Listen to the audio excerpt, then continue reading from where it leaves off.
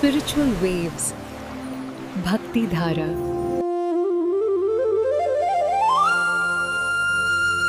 श्री आनंद भैरवी उवाच अथ कांत प्रवक्ष्यामि समुदाय फलोदयम्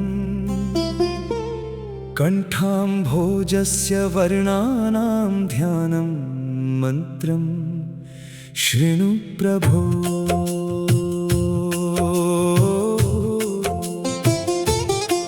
श्री आनंद भैरवी देवी कहती है,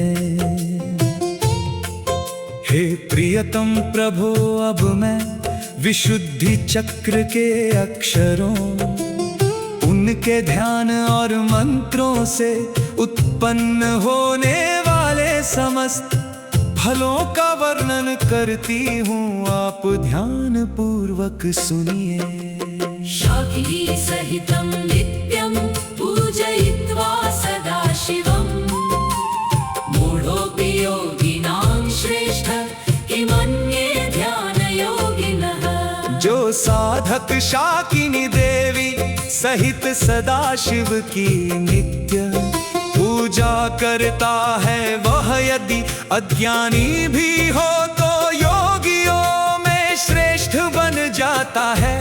फिर जो ध्यान योग में निपुण है, उनके विषय में कहना ही क्या।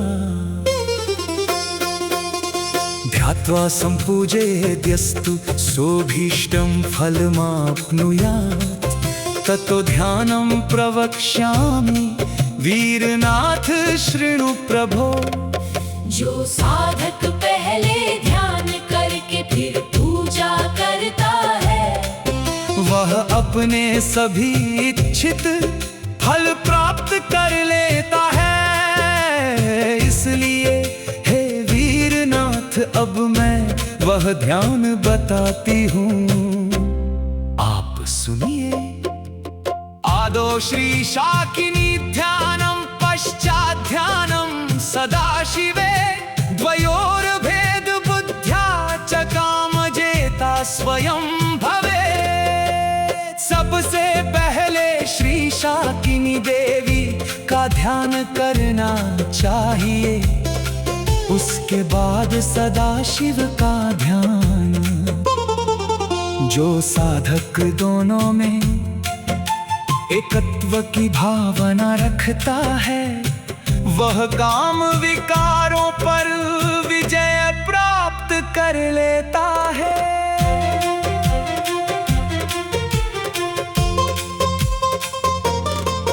वंदे नित्यां सुशीलां त्रिभुवन वरदां शाकिनी पीतवस्त्रां वेदाद्यां वेदुमातां सुखमय ललितां वेदहस्तोज्ज्वलांगीं ध्याये पीयूषधारामलघट सुधा स्निग्धदेहां हसन्तीं मायां शम्भोर्ललाटे विधुकिरणकरां श्रीसदानन्दयुक्तां।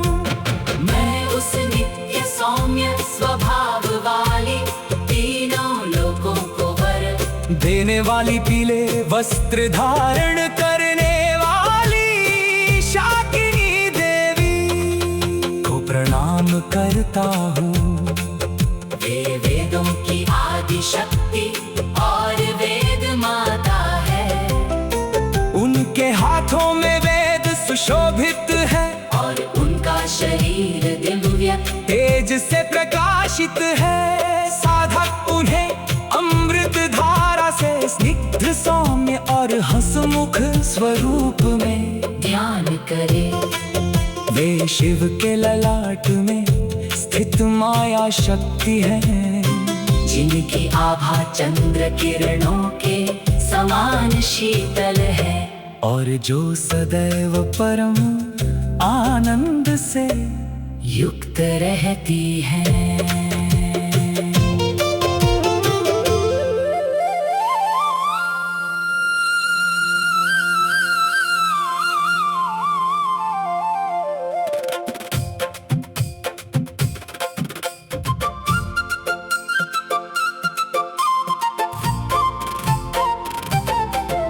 अम्भोजास्त्रादिमुद्रासि वरदजटा धारयन्ती करालम् श्यामा पीनस्तनाढ्य त्रिनयनकमलां प्रेतलिङ्गासनस्थाम्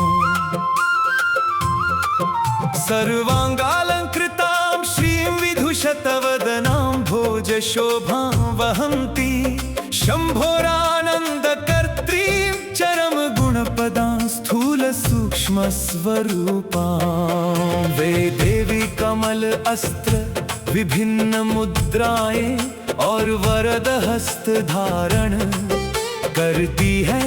उनकी जटाएं दिव्य है, उनका वर्ण श्याम है। वे उन्नत वक्षस्थल वाली तथा 3 नेत्रों से सुशोभित हैं। वे प्रेतलिंगासन पर विराजमान हैं और संपूर्ण आभूषणों से अलंकृत है। उनका मुख अनेक चंद्रमाओं के समान शोभायमान कमल के समान सुंदर है। वे शिव को आनंद प्रदान करने वाली परम गुण स्वरूप तथा स्थूल और सूक्ष्म दोनों रूपों में विद्यमान आद्य शक्ति है। एवं ध्यायेन महायोगी स्थूल सूक्ष्म स्वरूपिणी अभेद्य भेद करणी शंकर प्रेम वल्लभ। महायोगी को इस प्रकार स्थूल और सूक्ष्म दोनों स्वरूपों वाली देवी का ध्यान करना चाहिए। एकत्व और भेद दोनों की सत्ता प्रकट करने वाली तथा भगवान शंकर की परम प्रिय शक्ति है। या विद्या वाग्भवाढ्या हरिवधु कमला केवले निष्फलन्ते माया लक्ष्मी स्त्रिकूटं शशिमुखी तदधः शाकिनी क्षेत्रपालम् वक्षद्वन्द्वं त्रिकूटं वधूमधरमिवा सिद्धिमिष्टां विधेहि स्वाहान्तोऽयं महेशत्रि भुवन भविकाह्लाद हेतु प्रकाशः। यह विद्यावानी शक्ति से संपन्न है, इसमें लक्ष्मी माया और त्रिकूट शक्तियों का समावेश है। शाकिनी देवी इस विशुद्ध चक्र की अधिष्ठात्री एवं रक्षका है। हे महेश्वर, यह मंत्र त्रिभुवन को आनंद देने वाला दिव्य प्रकाश स्वरूप है। साधक इससे अपनी इच्छित सिद्धियां प्राप्त करता है। स्वाहा से समाप्त होने वाला यह मंत्र परम कल्याणकारी माना गया है। प्रणवं पूर्वमुद्धृत्य वाग्भवं तदनन्तरं शाकिनी त्वं तदन्ते तु मम दोषान् विनाशय। सबसे पहले प्रणवों का उच्चारण करे, उसके बाद वाग्भव बीज का जप करे, फिर अंत में शाकिनी मेरे दोषों का नाश करो।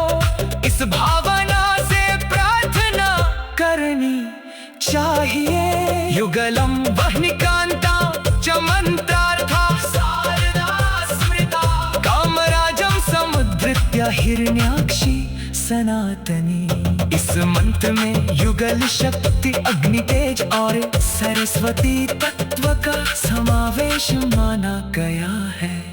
हे स्वर्णिम नेत्रों वाली सनातन देवी, इसमें कामराज बीज का भी विशेष महत्व है। शाकिन्यन्ते महामाये मायावह निश्रियायुतम् एषा मंत्रात्मिका विद्या कंठं भोज प्रकाशिनी।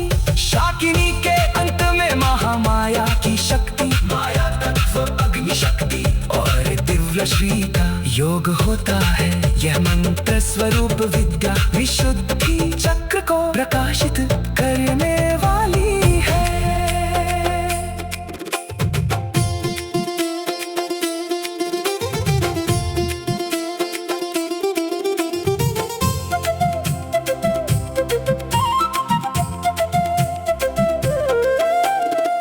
शाकम्भरी महाविद्या तस्य वामे विभाति च तस्य मंत्रं प्रवक्ष्यामि जात्वैव योगवित् प्रभुः। उसके वाम भाग में शाकम्भरी महाविद्या प्रकाशमान रहती है। अब मैं उनका मंत्र बताती हूँ जिसे जानकर साधक योग का ज्ञाता और सिद्ध हो जाता है। महामंत्रस्य माहात्म्यं कथितुं नैव शक्यते भावमात्रेण सिद्धि स्यात् किं पुनर्मोक्ष साधनम्। इस महामंत्र का महात्म्य पूर्ण रूप से कहा नहीं जा सकता। केवल श्रद्धा और भाव से ही साधक सिद्धि प्राप्त कर लेता है। फिर मोक्ष की प्राप्ति तो और भी सरल हो जाती है। विद्यां कामकलां विचित्रवसनां पद्मासनस्थां शिवां कामाख्यां सकलान् स्वरान् त्रिजगतां शाकैर्महायोगिनी नित्यं या परिपाल्यते भगवतीं शाकम्भरीं तां भजे। सा योगाधिपरक्षिता निशि दिशि श्रीकंठ पद्मे प्रभा। मैं उस भगवती शाकम्भरी की उपासना करता हूँ जो कामकला स्वरूपिणी विविध वस्त्रों से अलंकृत पद्मासन पर विराजमान और शिव स्वरूपा है। वे कामाख्या रूपिणी महायोगिनी है तथा तीनों लोकों के समस्त स्वर और शक्तियों की अधिष्ठात्री हैं। जो देवी साधकों की निरंतर रक्षा करती है वे रात्रि और सभी दिशाओं में विशुद्धि चक्र में दिव्य प्रभा के रूप में प्रकाशित रहती है तथा योगियों की रक्षिका है। अद्यापि प्रियकंठ पद्मनि करे संभाति शाकम्भरी विद्यावा कमलायुतं स्मितमुखी भ्रान्ते च शाकम्भरी। वह निर्वारुण वायु बीज मनलद्वन्द्वं हि वक्षद्वयम् वह्नि प्रेम कलान्वितो मनुवर साक्षात् जगत क्षोभकृत्। हे प्रिय आज भी शाकम्भरी देवी विशुद्धि चक्र में प्रकाशित होती है।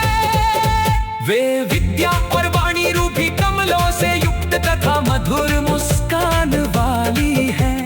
उनमें अग्नि जल वायु आदि तत्वों के बीज समाहित हैं। उनके वक्षस्थल दिव्य तेज से युक्त है। यह श्रेष्ठ मंत्र अग्नि और प्रेम शक्ति से संयुक्त होकर संपूर्ण जगत को स्पंदित और जागृत करने वाला है।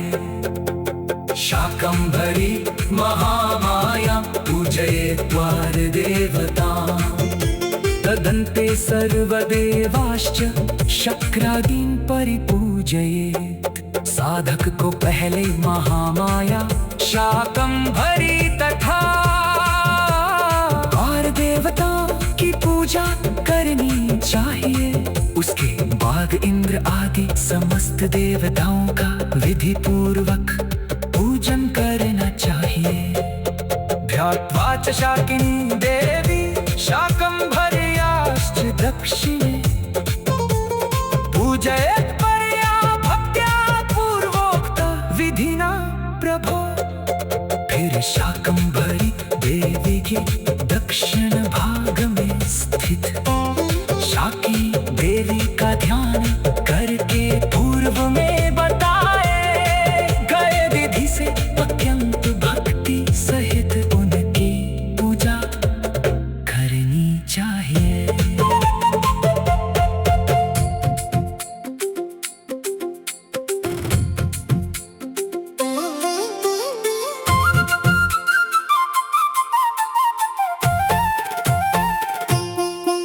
शाकम्भरी त्रिनयना सूर्येन्दुवह्नियोजिता रक्तपद्मस्थितां श्यामां वेदबाहुश्रियोज्ज्वला शाकम्भरी देवी तीन नेत्रों वाली है और सूर्य चंद्र तथा अग्नि के तेज से युक्त है वे रक्त कमल पर विराजमान श्याम वर्णा तथा वेद स्वरूप भुजाओं के तेज से प्रकाशित है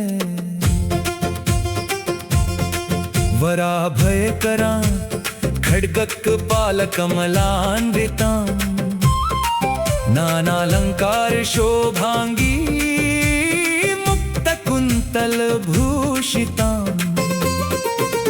वे अपने हाथों से वरदान और अभय प्रदान करती है उनके हाथों में खड्ग कपाल और कमल सुशोभित है उनका संपूर्ण शरीर अनेक आभूषणों से विभूषित है और खुले केश उनकी शोभा बढ़ाते हैं प्रसन्न वदनां भोजस्मित हास्य विराजितां साधकाभीष्टदा नित्या महाविद्यां भजाम्यहम् उनका कमल के समान मुख प्रसन्न और मधुर मुस्कान से सुशोभित है वे साधकों की सभी इच्छाओं को पूर्ण करने वाली नित्य महाविद्या है मैं उन्हीं की उपासना करता हूँ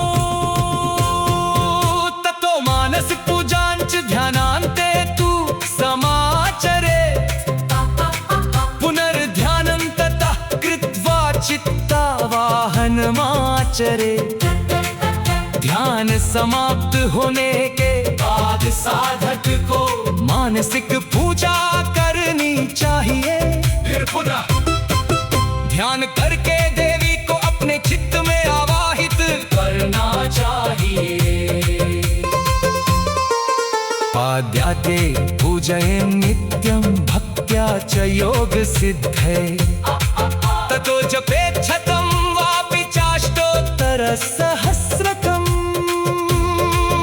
योग सिद्धि प्राप्त करने के लिए साधक को प्रतिदिन वाद्य आदि उपचारों से भक्ति पूर्वक देवी की पूजा करनी चाहिए उसके बाद 100 बार अथवा 1008 बार मंत्र जप करना चाहिए एवं लक्ष्य समाप्ते तु कंठे देवी प्रपश्यति होमादिं क्रमशः कुर्यात् ब्राह्मणानां तु भोजनम् इस प्रकार 1,00,000 जप पूर्ण होने पर साधक कंठकमल में देवी के दर्शन करने लगता है इसके बाद क्रमशः होम आदि अनुष्ठान और ब्राह्मणों को भोजन कराना चाहिए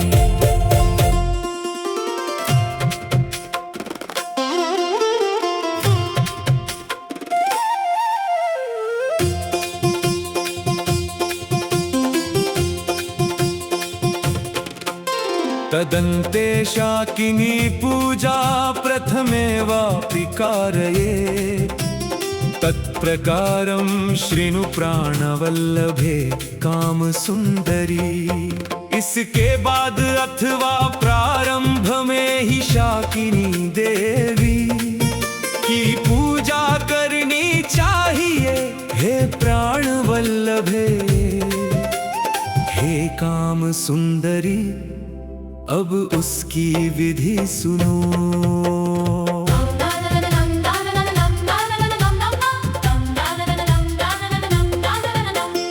आदो जलं शोधयित्वा हस्तोपादो च विग्रहं क्षालयित्वा द्विराचम्य मूलमन्त्रेण साधकः सबसे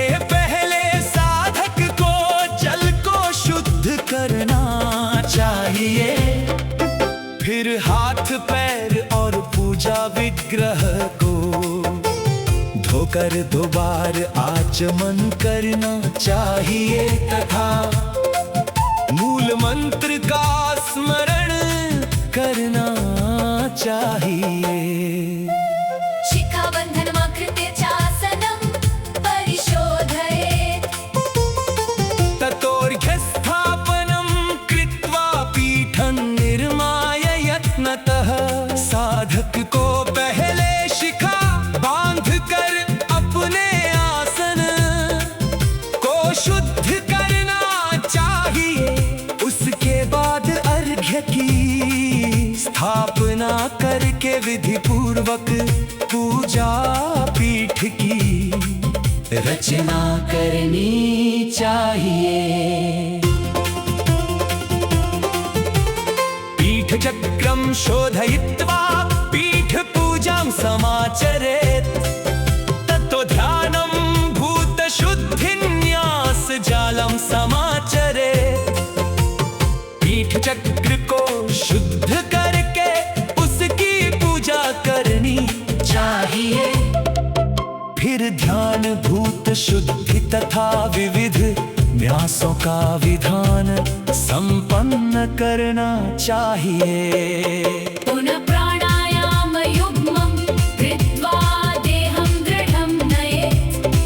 ततो ध्यानं मानसा च मुद्रा दर्शनमेव च। इसके बाद 2 बार प्राणायाम करके शरीर और चित्त को स्थिर करना चाहिए। फिर ध्यान मानसिक पूजा और मुद्राओं का प्रदर्शन करना चाहिए। ततः पाद्यं तथार्घ्यं तु चारुशङ्खेन कारयेत्। आचमनीयं ततः स्नानं पुनराचमनं तथा। इसके बाद सुंदर शंख से पाद्य और अर्घ्य अर्पित करना चाहिए। फिर आचमन स्नान और पुनः आचमन कराना चाहिए। गंधं पुष्पाणि सर्वाणि बिल्वपत्राणि दापयेत्। निचावरण देवांश्च पूजयित्वा क्रमेण तु देवी को गंध पुष्प और बिल्वपत्र अर्पित करने चाहिए। फिर क्रम पूर्वक आवरण देवताओं की पूजा करनी चाहिए। धूप दीपौ निवेद्याथ नैवेद्यं पानकं ततः पुनराचमनं दत्त्वा बलिद्रव्याणि दापयेत्। इसके बाद धूप और दीप अर्पित करके नैवेद्य तथा पेय पदार्थ अर्पण करना चाहिए। फिर पुनः आचमन कराकर बलि के द्रव्य समर्पित करने चाहिए।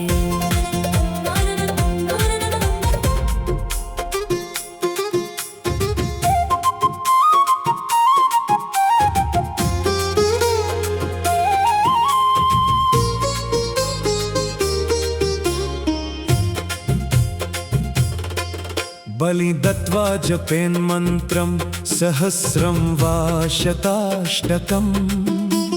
दिवसे यज्जपं कुर्याद्रात्रौ तज्जाप्यमाश्रयेत्। बलि अर्पण करने के बाद मंत्र का 1000 अथवा 108 बार जप करना चाहिए।